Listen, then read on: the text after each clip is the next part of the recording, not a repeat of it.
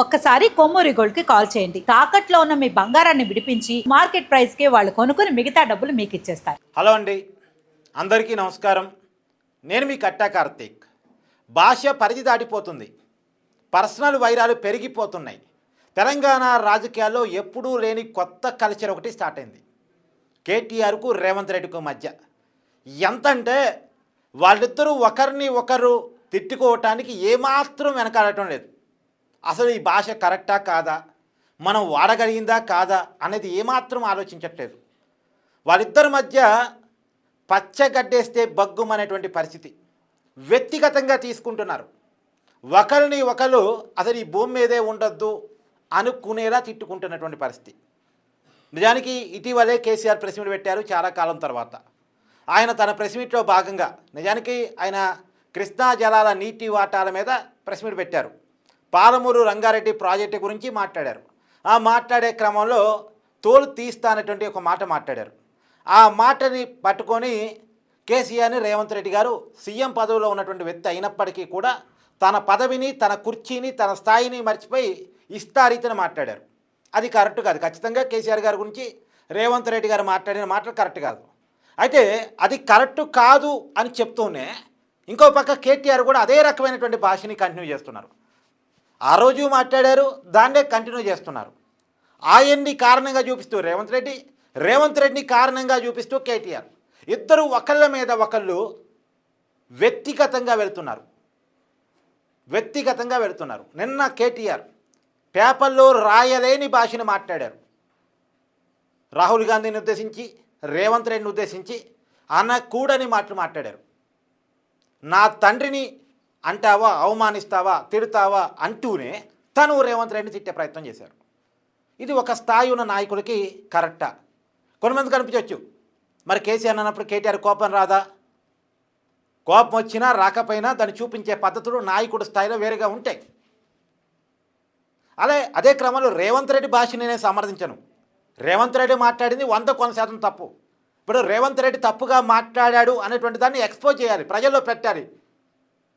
ఒక సీఎం పదవిలో ఉన్న వ్యక్తికి మాట్లాడటం రావట్లేదు అన్న విషయాన్ని ప్రజల్లో పెట్టాలి. అంతేగాని అదే భాషలో సమాధానం చెప్తానంటే కరెక్ట్ కాదు కదా. అసలు కేటీఆర్కు రేవంత్ రెడ్డికి మధ్య ఎంత వైరం పెరిగిపోయిందంటే కేసీఆర్ని పలకరించడానికి అసెంబ్లీలో రేవంత్ రెడ్డి మంత్రులతో కలిసి కేసీఆర్ చేరి దగ్గరకు వస్తే కేసీఆర్ లేచి నిలబడ్డారు మర్యాదపూర్వకంగా. తర్వాత ఇతర ఎమ్మెల్యేలు, బీఆర్ఎస్ సంబంధించిన వాళ్ళు, హరీష్ రావు కావచ్చు, ఇతర ఎమ్మెల్యేలు అందరూ కూడా లేచి నిలబడ్డారు. కానీ కేటీఆర్, కౌశిక్ రెడ్డి ఇద్దరూ లేచి నిలబడలేదు, అట్నే కూర్చొని ఉన్నారు. ఎందుకంటే రేవంత్ రెడ్డిని పర్సనల్గా శత్రువుగా భావిస్తున్నారు కేటీఆర్. వ్యక్తిగతంగా శత్రువుగా భావిస్తున్నారు. వాళ్ళ మధ్య ఉండాల్సింది రాజకీయ వైరం మాత్రమే, రాజకీయ విరోధం మాత్రమే. బీఆర్ఎస్ అనేది ఒక రాజకీయ పార్టీ, కాంగ్రెస్ అనేది ఒక రాజకీయ పార్టీ. బీఆర్ఎస్కి ఒక విధానం ఉంది, కాంగ్రెస్కి ఒక విధానం ఉంది. బీఆర్ఎస్కి ఒక సిద్ధాంతం ఉంది, కాంగ్రెస్కు ఇంకో సిద్ధాంతం ఉంది. వీటి మధ్య గ్యాప్ ఉంది అంతే. ఎవరి సిద్ధాంతాన్ని, ఎవరి విధానాన్ని, ఎవరి మంచిని వాళ్ళు ప్రజలకు చెప్పుకోగలగాలి. ప్రజలు విన్న తర్వాత ఎవరికి అధికారం ఇస్తే వాళ్ళ అధికారాన్ని చలాయిస్తారు. రేవంత్ రెడ్డి పరిపాలనలో చేసే తప్పుల మీద కేటీఆర్ విమర్శలు గుప్పించాలి. బీఆర్ఎస్ పరిపాలనలో జరిగిన తప్పుని రేవంత్ రెడ్డి చెప్పగలగాలి, తన మంచిని చెప్పుకోగలగాలి. ఇంతవరకే. కానీ ఇది పక్కకు పోతుంది. అసలు వ్యక్తిగత వైరాలు, వ్యక్తిగత తిట్లు. నిజానికి కేటీఆర్ని ప్రజలు అలా చూడాలని అనుకోవటం లేదు. రియాలిటీలు చూసినప్పుడు మీకు గుర్తుందో లేదో, 2023 ఎన్నికల్లో బీఆర్ఎస్ అధికారాన్ని కోల్పోయింది. అన్ని జిల్లాల్లో కూడా బీఆర్ఎస్, కోరు తెలంగాణ అనుకున్న జిల్లాల్లో కూడా బీఆర్ఎస్ బోల్తా పడింది. ఒకప్పుడు టీఆర్ఎస్ పార్టీకి పట్టుకొమ్మలా ఉన్నటువంటి జిల్లాలు కూడా మొన్నటి ఎన్నికల్లో ప్రభావాన్ని కోల్పోయింది, సీట్లను కోల్పోయింది, తన బలాన్ని కోల్పోయింది. టీఆర్ఎస్ పార్టీ వ్యతిరేకతను మూటగట్టుకుంది. కానీ ఒకప్పుడు హైదరాబాద్ సిటీలో టీఆర్ఎస్ ఉండేదే కాదు. కానీ హైదరాబాద్ సిటీలో బీఆర్ఎస్కి మంచి సీట్లు వచ్చాయి. ఎంఐఎం ప్రభావిత స్థానాలు అవి పక్కన పెట్టేస్తే ఒక్క బీజేపీ గోషామహల్లో రాజాసింగ్ మినాయించి మిగతా సీట్లన్నీ కూడా బీఆర్ఎస్ఏ గెలిచింది. బీఆర్ఎస్ఏ హైదరాబాదులో గెలవటానికి ఉన్న కారణం కేటీఆర్ ఇమేజ్. కేటీఆర్ హైదరాబాద్కి గ్లోబల్ మీద తీసుకొస్తున్నాడు. హైదరాబాద్ బ్రాండింగ్ కాపాడుతున్నాడు అనేటువంటి కారణం చేత హైదరాబాద్లో బీఆర్ఎస్ పార్టీ కోట్లేశారు. రూరల్ తెలంగాణ బీఆర్ఎస్ పార్టీని కాదు అనుకున్నా సరే అంత వ్యతిరేకతలో కూడా అధికారాన్ని కోల్పోయే పరిస్థితిలో కూడా హైదరాబాద్ ప్రజలు పెద్ద పెద్ద మెజార్టీతో బీఆర్ఎస్ కోట్లేశారు, బీఆర్ఎస్కి విజయాన్ని ఇచ్చారు. ఇక్కడ కేటీఆర్ ఇమేజ్ ఉంది, కేటీఆర్ గొప్పతనం ఉంది. కానీ దాన్ని కేటీఆర్ క్రమక్రమంగా లూజ్ అవుతున్నాడు రేవంత్ రెడ్డి ట్రాప్లో పడి. రేవంత్ రెడ్డి ట్రాప్లో పడి 100% నేను చెప్తాను, రేవంత్ రెడ్డి ట్రాప్లో పడ్డాడు కేటీఆర్. ఆయన ఏ భాష మాట్లాడితే ఆ భాష అయినా మాట్లాడుతున్నాడు. ఇప్పుడు బయట జనాలకు ఏమనిపిస్తుంది, అందరూ ఒకటేలా అనిపిస్తుంది. అంటే జనరలైజ్డ్ చేసినట్టు ఇది సబ్జెక్ట్ని. రేవంత్ రెడ్డి తప్పుగా మాట్లాడుతున్నాడు, ఆయనకు నోటి దోలెక్కువ, ఆయన సీఎం కుర్చీలో కూర్చున్నప్పుడు కేసీఆర్ ఉద్దేశించి అలా మాట్లాడవచ్చా అనే చర్చ పక్కకు పోయింది. కేటీఆర్ కూడా అలాగే మాట్లాడుతున్నాడు కదా, రాహుల్ గాంధీని ఉద్దేశించి మాట్లాడుతున్నాడు కదా. మరి రాహుల్ గాంధీని ఉద్దేశించి కేటీఆర్ మాట్లాడినప్పుడు కేసీఆర్ని ఉద్దేశించి రేవంత్ రెడ్డి ఎందుకు మాట్లాడు అనేటువంటి చర్చ స్టార్ట్ అయిపోయింది. సహజంగా వీర కాంగ్రెస్ వాదుల్లో రాహుల్ గాంధీని తిట్టినప్పుడు కొద్దిగా కోపం వస్తుంది, రేవంత్ రెడ్డిని తిట్టినా కొద్ది కోపం రాదేమో. కానీ రాహుల్ గాంధీని తిట్టినప్పుడు తరతరాల సాంప్రదాయిక కాంగ్రెస్ ఓట్ బ్యాంకులో కోపం వస్తుంది. సో అనవసరంగా దీన్ని ఈ వివాదాన్ని రూపాన్ని మార్చేస్తున్నాడు కేటీఆర్, తన ఇమేజ్ని కోల్పోతున్నాడు కేటీఆర్. అదే క్రమంలో సీఎం కుర్చీలో కూర్చున్నాను అనేటువంటి విషయాన్ని మర్చిపోతున్నాడు రేవంత్ రెడ్డి. తను ఏం మాట్లాడాలి, ఎలా మాట్లాడాలి, ఏం మాట్లాడకూడదు, ఎలా మాట్లాడకూడదు అనేటువంటి దాన్ని ఆయన మర్చిపోతున్నాడు. గతంలో ఇది ఆంధ్ర రాజకీయాల్లో ఉండేది. ఆంధ్ర రాజకీయాల్లో వైసీపీ అధికారంలో ఉన్నప్పుడు ఇష్టారీతను చంద్రబాబు నాయుడు ఉద్దేశించి తిట్టేవాళ్ళు, జగన్మోహన్ రెడ్డి తిట్టించేవాళ్ళు అనేది ఉండేది. అది తిట్టినటువంటి ప్రతి ఒక్కరికి కూడా మొన్న ఎన్నికల్లో 2004 ఎన్నికల్లో కర్రగార్చి వాత పెట్టారు ఆంధ్ర ప్రజలు, కర్రగార్చి వాత పెట్టారు. తిట్టిన ప్రతి ఒక్కరికి కూడా ఎవరెవరైతే బూతులు తిట్టారో, ఎవరెవరైతే అవతల వాళ్ళని అవమానాలకు గురి చేశారో వాళ్ళందరికీ కళ్ళగార్చి వాత పెట్టారు. నేను తెలంగాణ రాజకీయాల్లో కూడా ఒక విషయాన్ని క్లియర్గా చెప్తా. ఇలా రేవంత్ రెడ్డి సీఎం కుర్చీలో కూర్చున్నాడంటే కారణం రేవంత్ రెడ్డికి అవమానాలు ఎదురయ్యానటువంటి సానుభూతే.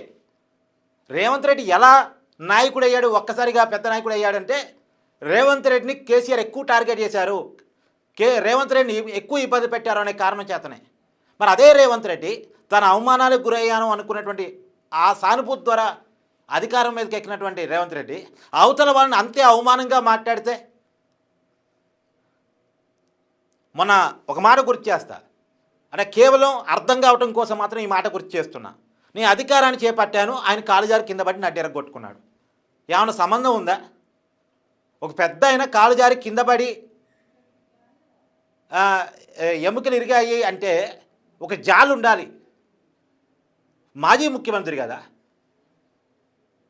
దాన్ని ఇలా వాడుకోవటం, దీనికి ఉదాహరణగా వాడుకోవటం ఇది ఖచ్చితంగా తప్పు. సీఎం పదవిలో ఉన్నటువంటి వ్యక్తికి తప్పు. రెండోది, రేవంత్ రెడ్డి గతంలో మాట్లాడింది వేరు, ఇప్పుడు మాట్లాడాల్సింది వేరు.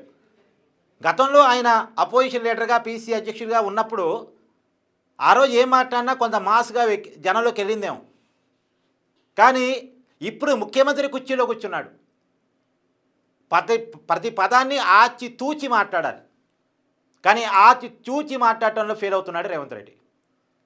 అదే ట్రాప్లో పడిపోతున్నాడు కేటీఆర్. అంటే కేటీఆర్ మేబీ అనుకుంటున్నాడు, రేవంత్ రెడ్డి ఇలా తిట్టే కదా సీఎం దాకా వచ్చాడు, బండి సంజయ్ ఇలా తిట్టే కదా హైలైట్ అయ్యాడు, నేను కూడా అలా తిడితేనే హైలైట్ అవుతాను అనుకుంటున్నాడు. కానీ కేటీఆర్ని అలా చూడరు, అలా చూడాలని జనం అనుకోవటం లేదు.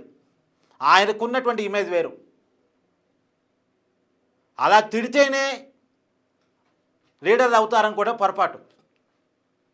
ఇప్పుడు కేసీఆర్ తెలంగాణ ఉద్యమ సమయంలో కొద్ది ఘాటుగా మాట్లాడాడేమో, తర్వాత కేసీఆర్ సీఎం కుర్చీలో కూర్చున్నప్పుడు ఎలా హుందాగా గడిపారు? ఎవరన్నా గట్టిగా అలా గత ఉద్యమ సమయంలో మాట్లాడే ప్రయత్నం చేశారా? ఎందుకు మాట్లాడలేదు? తెలుసు ఆయనకి. సో కేటీఆర్ ఆ విషయాన్ని గమనించగలగాలి. తన పార్టీ వర్కింగ్ ప్రెసిడెంట్గా ఉన్నారు. ఇప్పుడు హరీష్ రావు ఉన్నారు, అలా మాట్లాడుతున్నారా పదే పదే? సరే, హరీష్ రావు ఒకవేళ మాట్లాడినా తప్పే అంటే మనం అంటే ఇక్కడ ఒక వ్యక్తిని వెనకేసుకు రావటం, ఒక వ్యక్తిని తప్పట్టడం అని కాదు. కానీ రేవంత్ రెడ్డి, కేటీఆర్ ఇద్దరు కూడా భాష నేర్చుకోవాలి. తమ స్థాయికి తగ్గట్టు మాట్లాడే పద్ధతి చేయాలి. ఒక ఆయన సీఎంగా ఉన్నాడు, ఇంకొక ఆయనేమో పార్టీ వర్కింగ్ ప్రెసిడెంట్గా ఉన్నాడు. కేవలం పార్టీ వర్కింగ్ ప్రెసిడెంట్ పేరుకే, ఆయనే డైరెక్ట్గా ప్రెసిడెంట్. నిజానికి కేసీఆర్ గత కొంతకాలంగా పెద్దగా యాక్టివ్గా లేరు. పార్టీ ప్రోగ్రామ్స్ అన్నీ కూడా కేటీఆరే చూసుకుంటున్నారు. కేసీఆర్ కేవలం గైడ్ చేస్తున్నారు. పార్టీ ప్రోగ్రామ్స్ అన్నీ కూడా కేటీఆరే చూసుకుంటున్నాడు. రేపు బీఆర్ఎస్ పార్టీ అధికారంలోకి వస్తే ఎంత అవునన్నా కాదన్నా కేటీఆర్ కాబోయే ముఖ్యమంత్రి. కాబట్టి నోట్ని ఖచ్చితంగా అదుపులో పెట్టుకోవాల్సిందే, భాషని కంట్రోల్ చేసుకోవాల్సిందే. ఇది నా అభిప్రాయం. మీ అభిప్రాయాన్ని కూడా కామెంట్ రూపంలో తెలియజేయండి. Thank you.